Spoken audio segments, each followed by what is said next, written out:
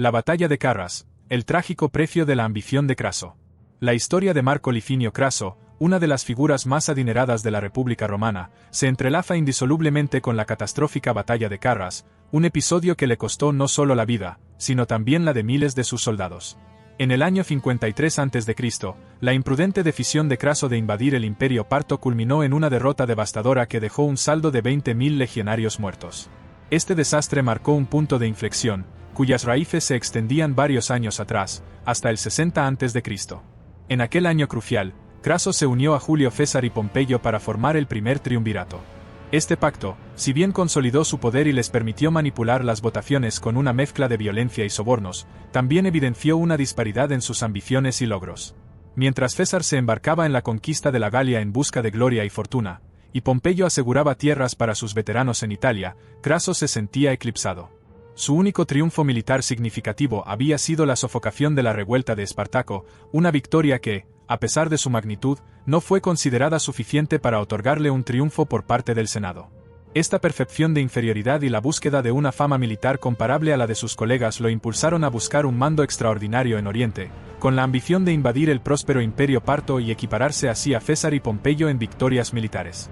Sin embargo, la expedición de Craso carecía de un casus belli legítimo, ya que Roma y Partia mantenían relaciones amistosas en ese momento. Esta agresión injustificada provocó la indignación de numerosos senadores y ciudadanos, liderados por el tribuno de la plebe Cayo Atello. Incapaz de detener la expedición debido a los sobornos de los colegas de Craso, Atello recurrió a una forma de condena ritual.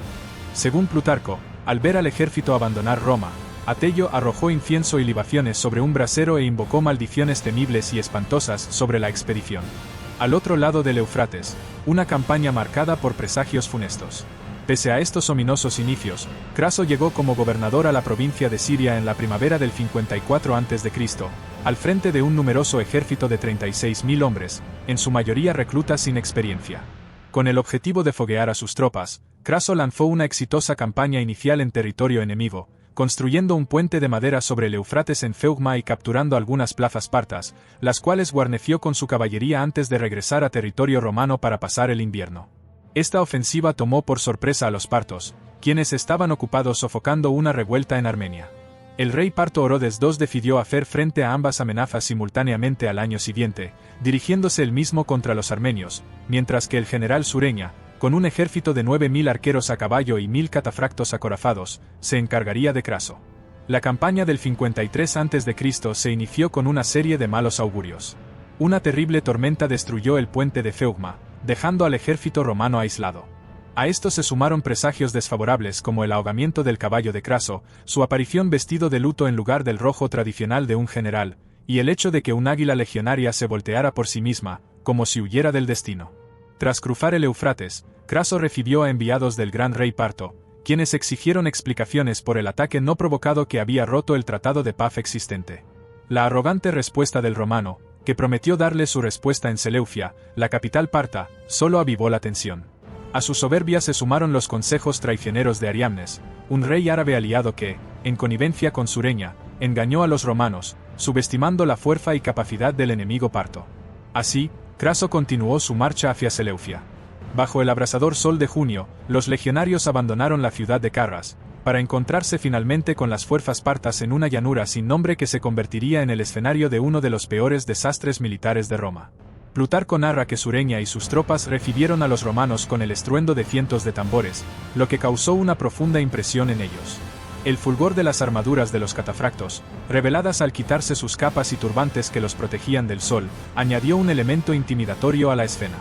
El desastre de Carras, la superioridad táctica parta. Los romanos se habían formado en un gran cuadro, con la caballería y el bagaje en el centro. Incapaz de flanquearlos, Sureña optó por rodearlos con sus arqueros a caballo, quienes desataron una lluvia de flechas. Los legionarios se protegieron formándola. Testudo, una formación defensiva con escudos entrelazados. Aunque Craso había traído consigo cerca de 4.000 infantes ligeros armados con jabalinas y arcos, estos fueron rápidamente superados por los arcos compuestos partos y se vieron forzados a retirarse al interior del cuadro romano. A medida que las horas pasaban, las bajas romanas aumentaban inexorablemente. Las flechas penetraban entre los escudos, hiriendo a los legionarios que, Al intentar arrancarse las púas espinosas que habían atravesado sus músculos y venas, se desfiguraban aún más. La incesante tormenta de flechas no amainaba, gracias a la previsión de Sureña de contar con una caravana de camellos cargados con munición de repuesto. Finalmente, Craso, desesperado, ordenó a su hijo Publio que contraatacara con 8 cohortes, 500 arqueros y 1300 jinetes galos. Si bien lograron dispersar rápidamente a los arqueros partos y lanzarse en su persecución, esto no fue más que una treta. Una vez que los romanos quedaron ocultos por las nubes de polvo, los 1000 catafractos de Sureña cargaron sobre ellos, aniquilándolos a todos tras una fútil resistencia en círculo sobre una colina.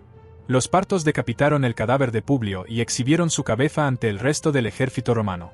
Según Plutarco, este espectáculo quebró el espíritu de los romanos, llenándolos de temor y angustia. En ese momento crítico, los árabes de Ariamnes desertaron y se unieron a las fuerzas partas. La batalla se reanudó con los arqueros asediando el cuadro romano, protegidos de cualquier intento de salida por los invulnerables catafractos. La muerte de su hijo y la cadena de desastres sumieron a Craso en una profunda depresión, dejándolo tirado en el suelo envuelto en tinieblas. Fueron sus legados, Octavio y Casio, el futuro asesino de César, quienes tomaron el mando y ordenaron la retirada bajo el amparo de la noche. Esta retirada se convirtió en una huida caótica, en la que algunas columnas, incluida la del propio general, se perdieron. Al amanecer, los partos reanudaron la persecución, rodeando al grupo de Marco Craso en una zona pantanosa. Decidido a impedir su escape, Sureña envió a algunos prisioneros romanos con una oferta de negociación. En una entrevista aparentemente para negociar, Craso y sus oficiales fueron traicioneramente asesinados. Sin un general y completamente desmoralizados, miles de romanos se rindieron, sumándose a los 20.500 muertos de la batalla. Solo unos 5.500 lograron cruzar el Éufrates bajo el mando de Casio. Excitado por su gran triunfo, Sureña envió a Orodes II la mano y la cabeza cortada de Craso. La leyenda de que se vertió oro fundido por la garganta de Craso es un añadido posterior de Dion Casio. Sureña regresó a Seleucia con 10.000 cautivos, a quienes hizo desfilar en una procesión burlesca, acompañados por prostitutas, cantantes y un doble de Craso vestido como una mujer. La batalla de Carras marcó el inicio de 700 años de conflicto entre el Imperio Romano y el Imperio Parto. A pesar de esta devastadora derrota, Casio y Cicerón, quien fue enviado como gobernador de Cilicia, lograron rechazar la contraofensiva parta en los años siguientes. Finalmente, Augusto consiguió la devolución de las Ávilas y la mayoría de los cautivos a través de la diplomacia. Este conflicto, sin embargo, nunca vio a ninguno de los bandos imponerse de manera definitiva debido a un equilibrio de fuerzas, y ambos imperios serían finalmente derrotados por las invasiones islámicas que emergieron de Arabia en el siglo VII después de Cristo.